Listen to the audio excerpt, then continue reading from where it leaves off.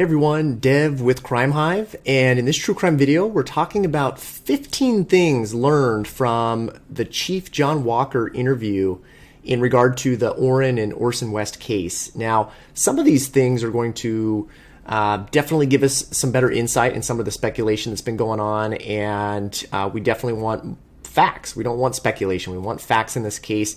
And I think this interview really helped dispel some of those rumors and just kind of theories out there.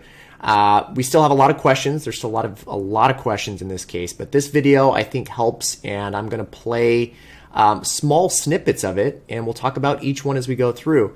If you want to watch the entire video, this is from originally, I believe, from ABC News, and it's all over, and I can provide a link down below. But before I do, again, if you like this, just be sure to share it. Subscribe to my channel if you could. Help support the Crime Hive community. And let's talk about this interview here. So first thing I want to cover is number one. The number one thing learned so far through this interview. And I'm going through chronological order here through the interview. The first one is the time of dispatch. That was a minor clue. That a lot of people wondered, was when were people searching for Orrin and Orson? Was it at 5 p.m.? Was it at 6 p.m. on December 21st, 2020?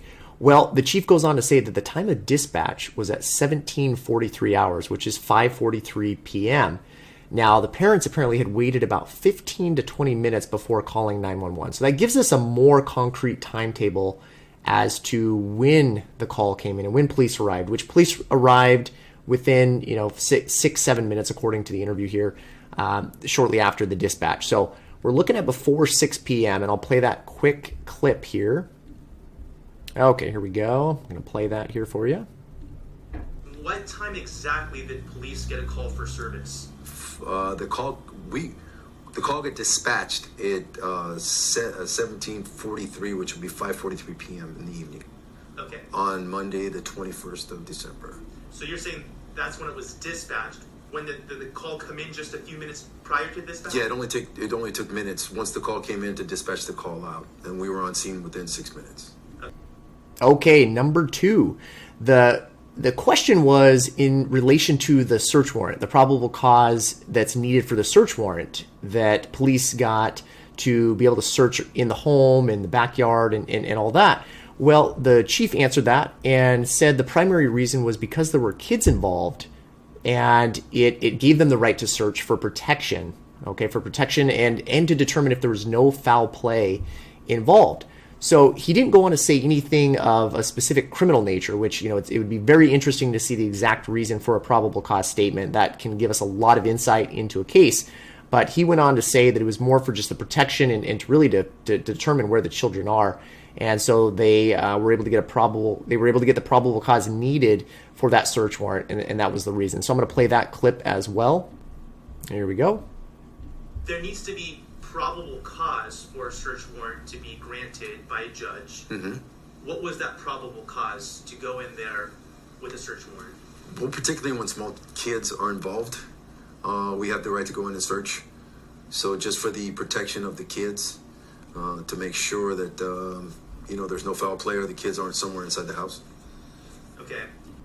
Okay, number three is the luminol that was sprayed on the towed van, the towed vehicle from the adoptive parents. And the chief actually went on to say that there was no sign of blood. I thought that was really interesting that he went on to give that detail. That was something that I did not know. Did you all know? If you did not, let me know what you think about the luminol that was being sprayed in the van that was towed. However, it didn't seem like there was any evidence gathered from that. And I'd like to play these clips too, just so you hear it from the chief himself as we go through the 15 things that I got out of that interview. There's more. You can watch the whole thing again and tell me your insights from that interview as well. But number three, let's have a listen. All right, here we go. What is it typically used for, luminol? Generally blood, to the best of my knowledge. Was there any sign of that in the van? No. Okay, number four. Fourth thing learned from the interview. We had the dogs. I know that's been quite a topic with the scent dogs, and the chief did go on to talk a little bit more about that. He did say again that the dogs never did pick up the scent outside the house. There was a scent dog, but the other interesting thing is he did confirm, if you didn't know this already, that there was a cadaver dog involved, which is in the search for a dead body. And the cadaver dog did search the home. I should add an E right there to that. And nothing was detected, right? So nothing was detected there. I thought that was really interesting, but he still didn't really clarify, how the scent was picked up, and what items were picked up in the house. So I know there's a lot of people that have commented in other videos that, the dog could just pick up a scent and, the children still may never have been in that house at that time. So we'll continue to go through some of these things that the chief mentioned throughout it, but I thought that was pretty interesting about the cadaver dog there. Let's have a listen here. All right, here we go. Now, scent dogs are trained to do a particular thing. They're unless they're dual trained, they're trained to do one specific thing: pick a scent and find where it's gone. Was there any other dogs used in the home? Yes, we had a cadaver dog come in as well. And what are cadaver dogs trained to do? Find dead bodies. So, none found. They didn't detect anything at all? No.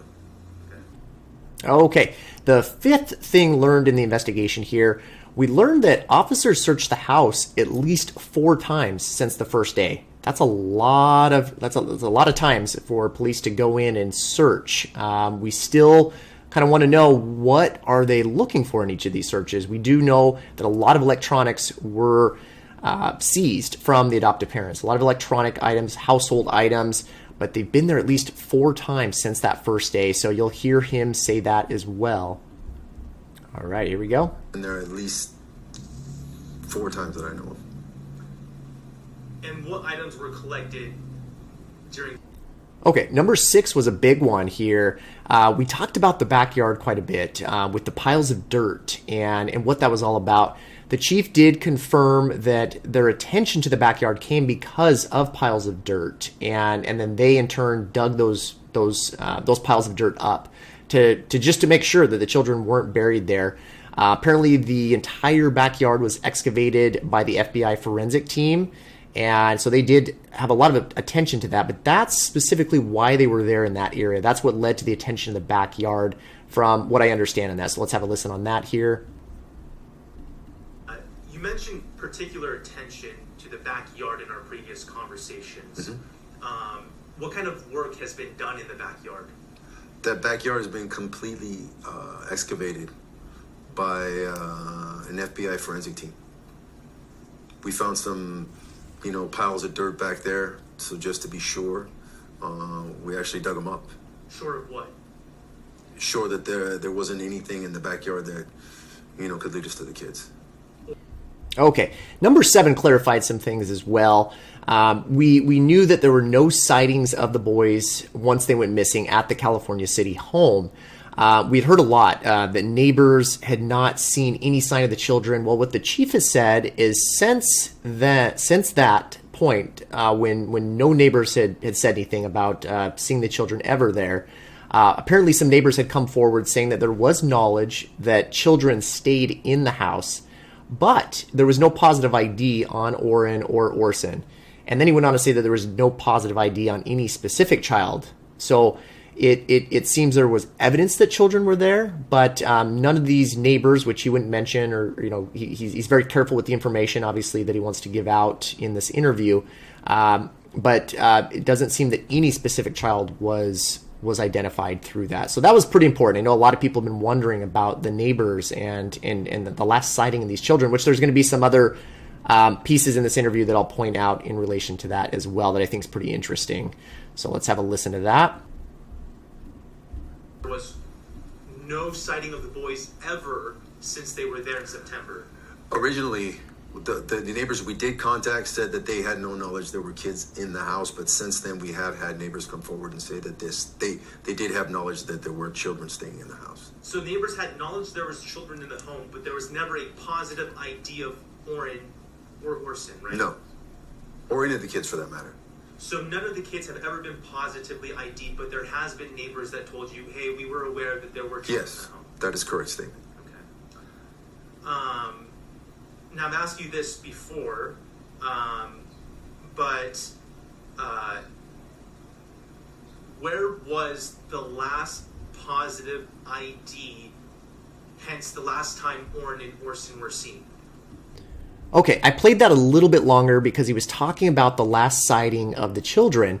Now, number 8 is really important because the last ID is apparently in Bakersfield with the grandmother. So you've got the chief saying this, and that dispels a lot of the other myths and theories out there. Now, he wouldn't confirm a specific date. That seems to be really important. He would not disclose that. Other family apparently has seen the children away from California City before they went missing as well. And again, he wouldn't give significant dates. He wouldn't disclose who these other family members were because he wants to keep the investigation, tight to the chest, essentially. So he explains that here. We'll play another quick clip of that as well. Okay, here we go. Was there a last positive ID of Orrin and Orson West anywhere other than California City? Probably in Bakersfield with the grandmother. Okay, so then the grandmother confirmed a specific date where she saw the kids last. Yes. When was that? I'm not going to disclose that. Okay. Has there been anybody other than family that has positively ID'd, hence seen Orrin and Orson West in Bakersfield? I would have to review the notes, but yes. A yes, that there has been someone other than family that has seen the two kids. Yes. Positively ID'd them. Yes. Can you disclose that date? No. Okay, and real quick, number 9, person of interest. I thought this was really interesting. The chief continues to say that there is no suspect. However, he did mention in this interview that there was a person of interest, which is very interesting. He wouldn't disclose how many. There could be more than one person of interest. And I'm going to play that real quick here because I think that's pretty important in this case here. Any persons of interest at this point? Of course. Who? I can't disclose that. Okay. Person or persons of interest? I won't disclose that either. Okay. Okay, number 10 is the adoptive parents have been asked to take a polygraph, and the chief did confirm that they were asked, but he wouldn't comment any further on that, wouldn't give any specifics of that, which makes sense in an investigation that's still ongoing, but I thought that was really important. And what I think is interesting about this, though, is that the chief did mention the adoptive parents have been cooperative and have come in there multiple times. So assuming that they came in multiple times, that if they were asked to take a polygraph, chances are that they would have agreed to take it. But we don't know for sure. He wouldn't elaborate on that.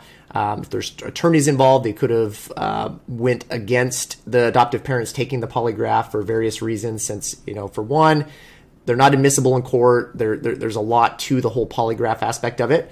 But nonetheless, I thought that was really important to point out. Let's have a listen there. So it's not a stretch for me to ask.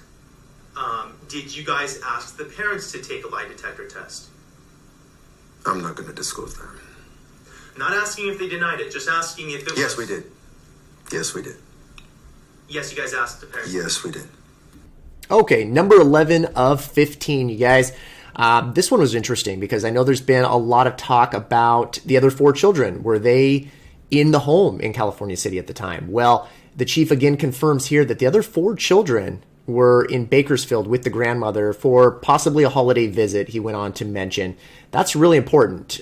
So it appears the other children were separated, and they could still give valuable information to law enforcement, to police. However, they weren't there. They may not have had eyes on the situation if, in fact, the children were at the house. But there's still the thought that maybe they weren't there. So the children could still know some information, but we've learned that they were in Bakersfield at the time. Let's have a listen there. In ages from 10 all the way down to 3. Were you guys able to confirm that the day the 2 boys went missing, that the parents' other 4 children were not at the home at the time? They were not at the home at the time. That is correct. Where were they? They were in Bakersfield with the grandmother. What was the reason for that? I think it was a holiday visit. Okay, number 12, CPS, Child Protective Services the news were able to interview CPS and ask them about, why are children typically taken from the home? And they were talking about, there being the proof of neglect or abuse. And then they would take the children away. Now, the question was asked to the chief, and he would not comment on why, in this particular case, if that is why the children were taken away. Was it because of abuse? Was it because of neglect? He wouldn't comment on that. So I thought that was pretty interesting. But they did do that interview with CPS and did determine that particular factor. So we've reached out to CPS, our newsroom has, and we asked, hey, in what instances are kids taken away from, parental figures? And they said when there is implications, proof that there was neglect or abuse. Mm-hmm.